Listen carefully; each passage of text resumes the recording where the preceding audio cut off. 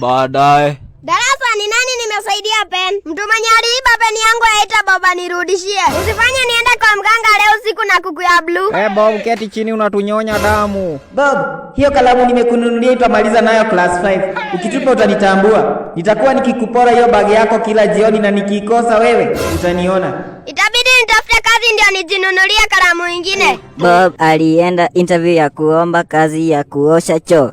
Anguka nayo. Anguka nayo.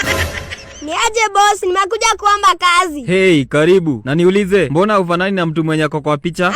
Nikipiga hiyo picha nilitekako nikaanguka. Ikachukua mzee mwenye alikuwa nyuma yangu. Uko sure haujakuja interview ya mtu mwingine? Ubaya nilikuwa na doza picha moja tu. Na umevaa aje? Si unafaa uvae suti ukikuja interview? Navaa aje suti na nimekuja kuomba kazi ya kuosha choo? Hebu niulize maswali ya mnauliza mtu before ni sawa answers. Nilimemorize answers usiku mzima. Haya, ni nini imekufanya ukuje kuomba kazi kwa hii kampuni? Nimekuja interview ya mtu mwingine na ananilipa pesa mzuri. Lakini ameniambia nisikuambie hivyo. Nini ilifanya uchague hii kampuni? Nilikuwa nichague kampuni mingi, lakini sasa nilitema mate kwa mkono kuchapa coffee ililand kwa kampuni yenu. Nini ilifanya uache kazi yenye ulikuwa unafanya? Niliingia store kitu ikapotea. Unajua nini kuhusu hii kampuni? Huwa mnachelewesha mishahara ya watu. Unapenda nini? Sauti ya sahani zikiako chakula. Unachukia nini? Mtu mwenye anaposti video nusu ndio tutafute part 2. Hobby yako ni gani? Kuota jua kwa choo time ya darasa. Haya, nimekuajiri. Chukua ndoo na brush uende ukaoshe choo.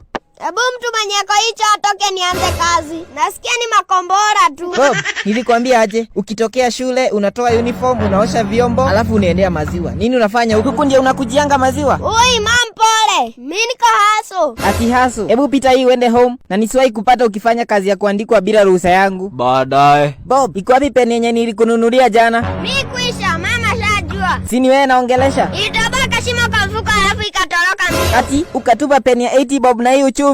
Oi, mama leo nisamehe, sitarudia. Jui ni mara yako ya kwanza kuomba msamaha, nimekusamehea. Sitakuchapa. Nitachapa makosa yako yenye iko ndani yako. Ati? Oi, leo nalala nikiwa nimelia.